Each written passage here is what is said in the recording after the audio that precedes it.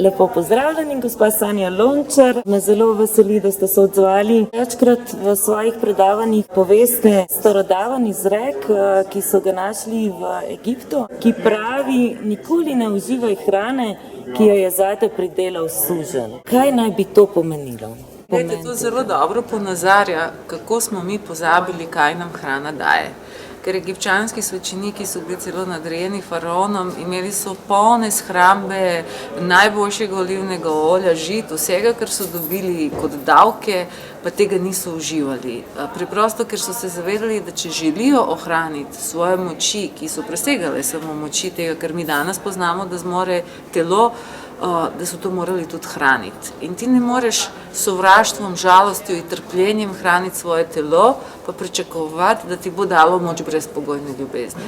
Dejansko takrat so se zelo zavedali, da so njihove tako duhovne kot fizične moči odvisne tudi od energije hrane, mi pa smo danes to totalno spregledali, jemo trupla hrane, morali bi upeljati druga beseda, ker ne moreš imenovati živilo, to, kar je danes večina ponudbe, bolj ustrezno bi bilo, da začnemo ločiti na živila in polnila in mašila, ker večina tega, kar ljudje uživajo, so polnila in mašila. Korenje, če dava čisto banalen primer, uvožen, iz Španije, presprican s pesticidi. Kakšno energijo mi s tem korenjem zauživamo in kakšno energijo zauživamo s korenjem, ki je zraslo v našem vrtu, smo ga posejali, se mu posvetili, spremljali v času rasti.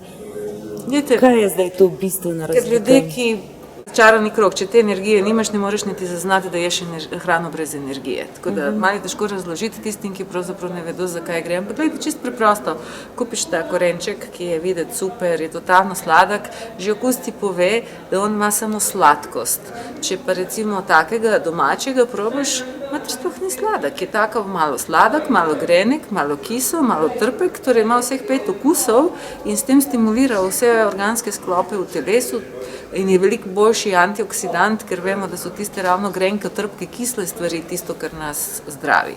Drugi poskus je, daš ga na kuhinjski pult in ta kupljeni je praviloma tako vlažen, da bo začel plesniti in že po enem dnevu, če si ga pozabil na pultu, je tako kot en gumištrudel. To pomeni, da mu je zrak prišel do živega. Ta drugi, ki smo ga skopali recimo iz zemlje, ki ni bil prenapit z vodo, ki mu niso dajali sredstva za pospešeno delitev celic, pa bo ohranil svojo kompaktnost celo zimo, če smo ga dali v zasipnico. Kaj nam to pove? Je tudi on je bil na zraku, pa mu zrak ni prišel do živega. Ne rabite biti strokovnjak, da veste, kateri ima več antioksidantov, ker oksidacijo sproža zrak oziroma kisik, torej eni čisto oksidirajo. Kaj vam to pove, ni imel antioksidantov. Ta drugi, ki ni oksidiral, je pomeni, ima veliko svojih antioksidantov. Katerega boste jedli? Je tega, ki ima veliko antioksidantov za začetek. Potem pa boste ugotovili še druge razlike, ki so noter. Verjetno ni treba poudarjati, kako to vpliva na naše počutje, če to uživamo vsakodnevno. To je sistem mehkih korakov. Nič se dramatičnega ne zgodi v eni uri, ampak v enem letu pa se daleč pride. Ostanki pesticidov, konzervanci, stabilizatorji, barve, umetni okusi, to so, bi vi rekli, mašila, ne? Mašila, polnila in še dodatna zastrupila. Manj pa vemo o teh tehnologijah, s katerimi so tudi obdelana živila. Kako naj jaz vem v Mercatorju recimo, da neko živilo ni bilo prej obsevano? Ko ste se prav obsevanja dotaknili, obstaja več vrst obsevanja. Recimo to, da marsikaj dajo pod UV lučko, to se sploh ne rabi nikjer označevati in ta postopek kot neke vrste steriliziranja se uporablja zelo široko. Ampak, a je to res nedolžno ali ne? Najbolj vidite takrat, ko kupite recimo celo kakšno ekoseme, pa naredite test kadljivosti, pa ugotovite, da ne kali. Torej, če nekaj vpliva, da seme več ne bo kalilo, je potem pa zelo vpliva tudi na to, kar ja bom iz tega semena dobila.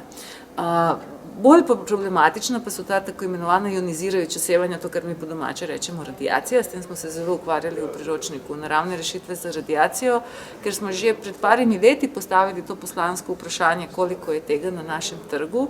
In odgovor je ta, kot prvo, sploh ideja, da nekdo rešuje problem industrije, ki več ne zna narediti neoporečnega živila. Jaz seveda, če so kure skoraj v koncentracijskih taboriščih, da meso te kure ne more biti vitalno živilo. Američani to to perejo v kloro, potem pa se nekdo spomnil, zakaj mi ne bi to še malo radioaktivno obsevali, da bo bolj zdravo, da bo bolj varno za potrošnika, ker bomo pobili vse morebitne patogene. Mislim, sploh ideja je neumna totalno, ampak ker so lobiji odigrali svojo vlogo zakonodajo zelo vestno in so vse zelene luči, da je to normalno, nevarno in da se hrana s tem ne spremeni, zagotovili že skoraj pred 30 leti, je danes tudi Evropska komisija sploh ne postavlja vprašanja, je to varno, postavlja se samo vprašanje, s kakšnimi odmerki, pa kdo ima certificiran obrat. Torej, trenutno ni nobenih zadržkov, da bi se to uporabljalo. Zadeva je totalno po svoje. Po eni strani nas je strah, bo kdo jutri odvrgal kakšno atomsko, ki bo nas obsevala. Radioaktivne snovi, iste take, kot so v takih orožjih, pa se lahko uporabljajo, da bi rakci potovali z konca na konc sveta, ali tisto, kar mene bolj skrbi, niso rakci, ker teh ne bom jedla, skrbi me, da je zelo veliko prehranskih dopolnil, pa zelišč obdelovanih. Dejansko je to največji delež stvari, ki jih obdelujejo. Zdaj se lahko vprašam, zakaj pa za Boga zelišče treba radioaktivno obsevati? Ja, zato, da bi jih najbolj poceni v neustreznih pogojih potem lahko transportirali povsod po svetu, pa da so izgube tega, kar moraš zavreči, čim manjše. Ampak kot neke uporabnike zdrave prehrane nas verjetno ti izdelki najbolj skrbijo in tudi, ko so testirali največ nepravilno označenih izdelkov, je prav na področju prehranskih dopolnil bilo. Šokantno. Torej, nekdo kupuje na trgu neko surovino, to prepakira v ene praške, druge praške, tabletke in se tle nekje zgubi sled, ampak to, kar je kupil na trgu, je bilo radioaktivno obsevano živilo. Glede tega, posebej, ker so to izdelki, za katere se daje veliko denarja, ja priporočam, da se ljudje res poglobijo in da vidijo, kdo zares sam proizvaja, kdo dela s svežimi rastlinami, kje lahko to sledite. Obstajajo tudi taki zelo resni proizvajalci, ki se potrudijo, da res to, kar je v njihovih pripravkih, je maksimalno učinkovito. Nekdo pa sam vidi, da je nekaj popularno na trgu, pa potem poišče na svetovnem trgu, kupi, zmeša in tam lahko date veliko denarja in ne dobite nič, dobite dejansko breme za telo. Kaj so še druge tehnologije, ki jih tudi ne vidimo na teh privlačnih embalažah? Jaz sem se že s tem hecala, kupiš navadno ribljo konzervo, pa na njej piše, da je noter riba v sončničnem olju. V pravilniku pa piše, da rafinirano sončnično olje ima rok uporabe 1 leto, v riblji konzervi, ki ima uporabo 4 leta, pa ne bojo menjavali olja. Torej, hočem povedati, da je tehnologija, ki jo uporabljajo, recimo posebej multinacionalke, daleč pred tistim, kar naši inšpektori sploh znajo slediti. Uporablja se veliko nanotehnologije, ki je že totalno neregulirana. Ne vemo, ne kaj je to, ne kako bo delovalo v telesu, lahko gre mimo vseh naših obrambnih mehanizmov, bomo enega lepega dne šele ugotavljali škodo. Te derivati gensko spremenjenih zadev, recimo vsi so se zapičili v tofu, pa v sojo, to je varno živelo, ker to vsi pregledujejo, ampak nihče ne pogleda pudingov, koružnega škroba, recimo fruktoze, ki je tudi derivat iz koruze, nekih mono in digliceridov, takih stvari, ker navadni človek ne zna prebrati, da je to pravzaprav nastalo iz koruze ali iz soje in ko se hoče na tržišču poriniti čim več teh stvari, jih ne prodajajo pod imenom soja.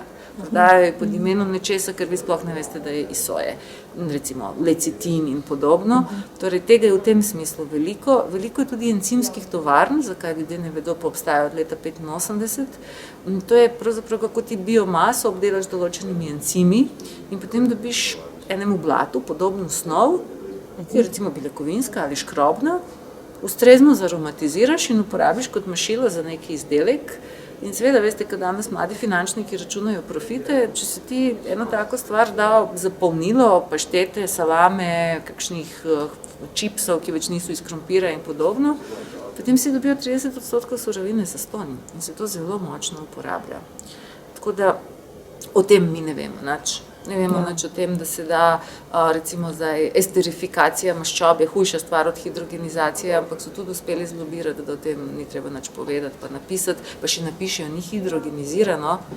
Ja, veste, če ni ekološka margarina, potem je lahko transesterificirana, kar je veliko hujše, kot da bi bila hidrogenizirana. Tako da v tem smislu tudi sama v projektu vsakič, ko odkrijemo kakšno tako stvar, si rečemo, a sploh ima smisla igrati mačke in miši s tem, a gremo raje še eno gredico na vrtu si narediti. Tako da v to drugo smer namigujem, da je treba stvari reševati. Že ste omenili, kaj se dogaja v ozadju te komercializacije zdravilnih rastlin. Farmacija pa je mnogo njih tudi privatizirala z uvedbo teh dragih registracijskih postopkov in licenčnih postopkov. Vi pravite, da ni nujno, da je vsaka rastlina res koristna za nas, in da je vse odvisno od tega, kako mi resoniramo z neko rastlino. To pa je nek živ proces. Ta interakcija z okolico, z rastlino, to je verjetno nemogoče nadomestiti s tem, da jaz grem v lekarno in pač kupam škatlo nekih kapsul šentjanževke, recimo. Po eni strani je hudo, da se še to malo fitoterapije oziroma naravnih pripravkov vse bolj nekako zapira v mehne interesne skupine. Ampak po drugi strani je nekaj dobrega na tem. Nihče ne prepoveduje, da bi mi do rastline prišli. Torej, ljudje dojemajo, da je potem boljše vložiti malo več energije in napora v to, da obvladaš, da lahko sam nabereš, da sam pripraviš, ker te stvari sploh niso komplicirane. In še dodatno, ko dojameš, da tudi najboljši pripravki, ki so na trgu, pa res obstajajo, vendar predstavljajo zelo mehen odstotek, ko pa ti to narediš res s poznanjem, zavestjo, srcem, to potem postane butična fitoterapija, take, ki jo nihče ne more narediti. Veste, če ja hočem šentjanževko, ki ste jo omenila, je bom res čakala na idealen dan. To industrija ne more narediti. Pa bom resnično pogledala samo tisti cvetek, ki se je to jutro odprl, ki je poln moči, samo ta bo šel v moje olje. To si industrija ne more privoščiti. In bom dala tako olje, ki ga industrija nikoli ne bo uporabila. In veste, potem dobite nekaj, ker tudi, ko vam nekdo od tistih, ki se s tem ukvarjajo, pomeri, ugotovi, mater, to je 10-krat močnejše od vsega, kar sem kadarkoli videl. Ja, splača se. Tudi, ko ja naberem svoj kamilični čaj, kupljen ne obstaja, ki bi bil nabiran samo na dan za cvet ob 10 zjutraj, posušen, tako kot ga lahko sam posušiš, ker sušiš sam zase, ne sušiš za prodajo. Tako da dobra stran tega, da se dogaja veliko nečednosti v tem smislu zakonodaje in ostalega, je, da vse več ljudi dojema, da namesto, da bo, demonstriralo na ulicah, se bojo raje posvetili temu, da te stvari obvladajo. In v Sloveniji je to super. Mi imamo per capita, ko bi gledali, neverjetno število ljudi, ki se spoznajo na zdravilne rastline, ki se spoznajo na pridelavo hrane. Torej, Slovenija je fenomen v svetovnih razsežnostih. Ja, saj to je naša zelo bogata tradicija. Jaz se spomnim, vsaka vas je verjetno imela neko zeliščarko, kamor si lahko šel po nasvet, po čaje, si slišal veliko o rastlinah. Prideš v lekarno, ne slišiš nič kaj dosti. Niti ne dobiš podatka, kdaj je neka rastlina dejansko in kako je bila nabrana, kar vi pravite. In kako naj bi bili sedaj mi bolj varni? In farmacevtov se sploh s rastlinami ni ukvarjala, to je bil izbirni predmet, kar je hudo. Ampak verjetno se bo tudi spreminjalo, ker ljudje vse več sprašujejo, pa mnogi čutijo, če ne drugega, neko svojo moralno dolžnost, da se o tem poučijo.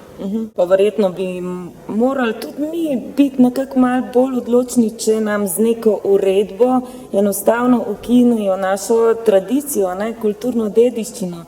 Če so vedno bili zeliščarji in vedno so svetovali in pomagali ljudem. In sedaj uredba in konec tega. Zeliščarji ne smejo več povedati, kakšne učinkovine ima rastlina, kako deluje. Za vsako to stvar rabite dve strani. Ena stran, ki neko neumnost želi sprožiti, in drugo stran, ki to neumnost sprejme. To, da ljudje so zelo tiho in konformistično mislijo, da na ta način bojo boljše obnesli, v enem trenutku se bomo zbudili v svetu, ali se bojo naši otroci zbudili v svetu, da jim ne bomo znali odgovoriti, zakaj nekaterih stvari nismo preprečili takrat, ko bi to bilo relativno preprosto. Poglejte, civilna iniciativa je uspela upisati recimo na to pravico o zaščiti vode v ustavo. Torej, na mnoge načine, če bi nam to bilo pomembno, bi zagotovo lahko več storili tudi za rastline. Ampak resnica je, da je tudi podpisovanje za vodo prvič, ko smo ga speljali s podporo vseh medijev, v celi Sloveniji pravico do pitne vode peticijo podpisalo 7.000 ljudi. V 2-milijonski Sloveniji. Glede, ne govorimo o neki tam rastlini, ki jo ne poznajo, govorimo o vodi in o tem, da rabiš 15 sekund, da to narediš. Nič se ne izpostavljaš, ne vem čem, ne dež te ne bo prav, ne z dimnimi bombami te ne bo nihče obmetaval. To pove o meri konformizma v ljudeh, tako da ne moremo za vse kriviti sistem. Mogoče je poanta, da je sistem postal tako neizprostno in transparentno uničevalski do nekaterih stvari, da se mogoče ljudje zbudijo, ker drugače se to ne bi zgodilo. Ker če bomo vse samo kupovali, bomo tudi izgubili znanje, vedenje naših prednikov. Kaj bomo potem rekli svojim otrokom, v katero lekarno naj grejo nekaj kupiti, namesto da bi jim kaj povedali? Mislim, da mi lovimo zdaj zadnje priložnosti, da še ujamemo znanje, ki nekje v družbi še obstaja, sicer zelo zmarginalizirano, razvrednoteno, ampak še vedno obstaja in v projektu Skupaj za zdravje res se zelo trudimo, da nekje revitaliziramo, da potegnemo nazaj, da ta link brez spoštovanja do tega, kar so naši predniki vedeli, mi ne moremo priti do rešitev, ki jih mi za prihodnost rabimo. Pa ne, da bi iste te rešitve naredili, ampak brez razumevanja in spoštovanja tega nimaš kontinuitete, nimaš iztočnice, imaš sodobno znanost, ki plava v interesih financ in vsega in brez neke prave smeri in pravega odnosa do sveta, ki nas obkroža, ne moremo rešiti težav, ki jih danes imamo. Ste omenili kopriva. Kopriva sama po sebi niti nima toliko železa, ampak ko jo mi redno uživamo, nauči naše telo, kako ravnati z železom. Obenem nam pa sintetika, bi jaz rekla, potem takem poneumlja naš organizem, ali kako? Če rabimo vedno več teh tablet in... To je dokazana zadeva, da z vnosom snovi peše našo moč, da te snovi sami sintetiziramo. Logično, kar ne uporabljate v telesu, začne pešati. In obratno, ljudje se ne zavedajo, da zdravilne rastline niso samo snov, so predvsem software. Torej, tako kot ti nekaj zašteka v računalniku, pa ti neki program ne dela, pa ga ti naložiš ponovno, pa dela, rastline imajo moč, da na novo naložijo določene programe. In to, kar ste rekli za koprivo, kopriva je ena od takih rastlin, ki uravnava procese. To pomeni, če vi imate preveč železa, vam ga bo zniževala, če je manj premalo, mi ga bo zviževala, s tem, da ona ne prinaša železo v telo. Ona nauči telo, kako upravljati določene procese in to ne le procese železa. To so najbolj dragocene rastline, te, ki bolj od naju vejo, kaj treba narediti. Ljudje se pa ne zavedajo, logika je zelo različna. To je, eno je, ko imaš trenerja, ki te uči delati neko vajo, drugo je, ko imaš nekoga, ki naredi vajo namesto tebe. Če vi pišete namesto otroka domačo nalogo, vaš otrok ne bo nič pameten postal, bo vse več odvisen od vas. In tudi, če mi uživamo snovi, ki pišejo našo domačo nalogo, mi postajamo samo vse bolj nebogljeni in ta trenutek, ko tega ni več v telesu, imamo še več problemov kot prej. Jaz zaradi tega imam rada modrost rastlin, ki so nas sposobni tako pridno naučiti, kako se to dela, da telo lahko to naredi. Kdo je bral recimo ščepec vedenja, ve, pelin je sposoben tako popraviti, reorganizirati ledvica, da še 6 mesecev potem, ko ga nehamo jemati, še pri zelo, zelo težkih okvarah ledvic stvari delujejo normalno. Glede, to je čudež. Da pri tako težkih zadevah, recimo ena rastlina, ne samo da je naučila ta organ, ampak še se rojevajo nove celice, pa se že rodijo, da vejo, kako je treba. To sintezna zdravila ne morejo doseči. Zelo kritično se mi zdi semena. Mnogo starih sort je izumrlo ravno ponovno z uvedbo teh dragih registracijskih postopkov in sedaj kupujemo vsako leto industrijska semena. Imajo ta semena še to modrost, to informacijo? Vi imate samo modrost tistega, kar ste se naučila. Torej, če nekdo da seme zdaj v hidroponiku ali v neke zaščitene pogoje in to seme ni videlo, torej ta rastlina, iz katere bomo zdaj mi dobili seme, ni videla ne mraza, ne žuželke, nič ni grizlo, nič ni zeblo, ne ve, kaj je veter. Kaj se je ona naučila iz tega? Boste dobili eno rastlino, ki je, temu rečem tako, blondinka, lepo zgleda, ampak nič ne zna narediti. In zdaj, ko to poseješ v realne pogoje, seveda, da je vsaka stvar pospravila v stres. In obratno, rastline, ki so rastle v normalnih pogojih, v našem okolju, problem s proizvodnjo semen je ravno to, da se trenutno na Kitajskem ali v Južni Ameriki, kjer je cenena delovna sila, predelujejo semena, ki jih bomo mi v marcu dajali na vrt.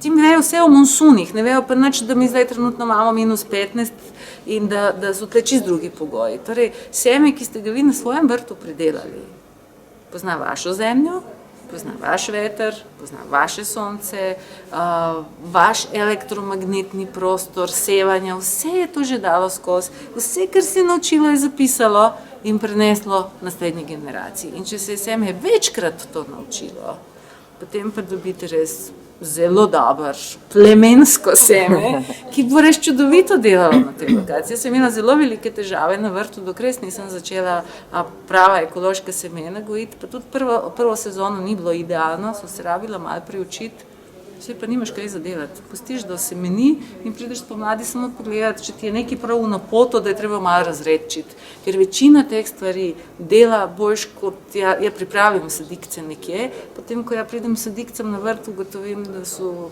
moji domači divjaki že vse zasedli in da jim super gre. Veliko tega sploh. Ne rabite nobenih pesticidov in kemičnih gnojil? Ne, bo padel GDP v Sloveniji zaradi mene, ja. In zaradi vseh takih, ki ugotavljajo, koliko malo rabiš. Ja, pa verjetno niste lačni, ne? Zaradi tega, ker ne uporabljate pesticidov in kemičnih gnojil. Ne, gledajte, ko enkrat ugotovite, da živimo v obilju, da mi ne moremo niti pol tega pojesti, ker so nam vrtovi, gozdovi. Slovenija ima gozdove, to je šele ključ naše samooskrbe, pa večina ljudi sploh v gozdu ne zna videti vsega, kar nam gozd ponuja. In verjetno v laboratorijih ne moramo ponarediti vse te modrosti, tega znanja, prilagoditve. Znanstveniki mislijo, da če bojo določene gene skupaj dali, da bojo vplivali tudi na resnične moči rastline. Tako da ja rečem, dajte mi oba kolena od Tine Maze, pa bom šampion v smučanju. Pa njena skrivnost smučanja ni v njenih nogah. To ne moreš samo noge vzeti. Njena skrivnost smučanja je v srcu, v pogledu na stezo, v užitku, ki ga ima. Ja, povejte mi, kateri gen pa ja moram vzeti od Tine, da bi lahko to ponovila. In podobno je s semeni. Ti lahko barvo, velikost, nekaj preplonkaš, ampak to ni vse. To je res karikaturalno malo, če mi mislimo, da s tem bomo rastlino naredili bolj sposobno. Neracionalna raba kemičnih gnojil in pesticidov povzroča množične poboje čebel, na milijone, milijarde mikroorganizmov v prsti. To je pravo opustošenje, ki ga puščamo za sabo. Kakšne posledice ima to, da iz ekosistema izginjajo živa bitja, ki so tako pomembna za ekosistem? Glejte, tako kot je izginilo iz našega telesa tok mikroorganizmov, preden smo sploh dojeli, čem so namenjeni. Če ne znamo s prijatelji dobro ravnati, ostanemo brez prijateljev. Ko pa ostanemo brez prijateljev, imamo veliko več težav za reševati. Torej človek, če ne drugače skozi to, bo dojel, da mu je brez teh prijateljev zelo težko preživeti na tem planetu. In tako kot pospešeno poskušamo popravljati svojo črevesno floro, vsi odgovorni vrtičkarji vedo, da se vse začne od tal. Ne se pogovarjati, kaj boste sejali, na kaj boste sejali. Zdaj se mnogi zavedajo, da še tal ne moreš več kupiti, da komposti, ki se prodajajo, ali ne vem, te raznorazni substrati, da je to vse prej kot nekaj, kar bi hotel na svoj vrt prinesti. In da prijateljsko ukvarjanje s tlemi bo eno od tem, katero se bomo tudi v projektu ukvarjali. Ravno to, jaz temu rečem, pridelava prsti, ne pridelava paradižnika. Mi moramo prvo pridelati prst, tako, ki je živa, ker samo živa prst lahko da karkoli živega. In mogoče tudi to bilo dobro, da smo šli toliko daleč, da se zdaj pospešeno vračamo nazaj. Če se lahko dotaknemo konoplje, ki je sedaj zadnjih nekaj let zelo aktualna. Ljudem se prepoveduje samooskrba s to rastlino.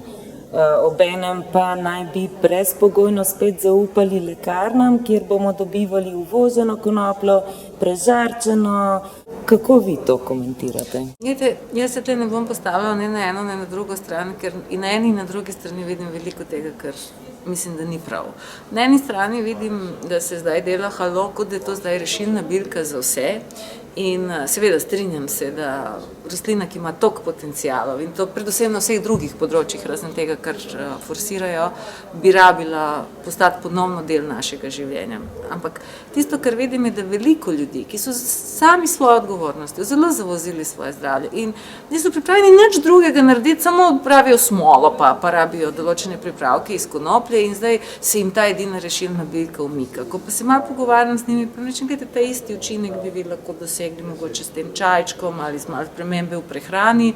Ne, to pa je prekomplicirano. Tako da zdi se kot neka obljubljena deželca, boš nekaj dobil, kar bo vse pozdravilo in se še boš fajn imel. Po drugi strani pa tudi druga stran, farmacija obira bližnjice, kako čim prej pohopsati en potencialni trg in obdržati moč. Vidite, eni in drugi hočejo bližnjico in nihče noče prevzeti odgovornosti, pa iz tega se ne more izcimiti nič, kar je dobro za človeka. Zdravljenje ne poteka na ta način. Princip je isti, samo da zamenjaš aspirin, potem za konopljo. Če se sam ne zavzameš, ne zanimaš. Človek noče odpraviti vzroka. Hoče samo namesto z eno tableto, za katero vemo, da je škodljiva, vzeti nekaj, kar on misli, da ni škodljivo. Mogoče tudi ni. Ampak ja mislim, da je zdravljenje veliko bolj globok proces in dokler ne ozavestimo vzrokov, ki so nas v neko godljo pripeljali, ne računajte, da boste samo simptome odrezali, pa da bo v redu. Tudi ta prepričanje o zdravem prehranjevanju.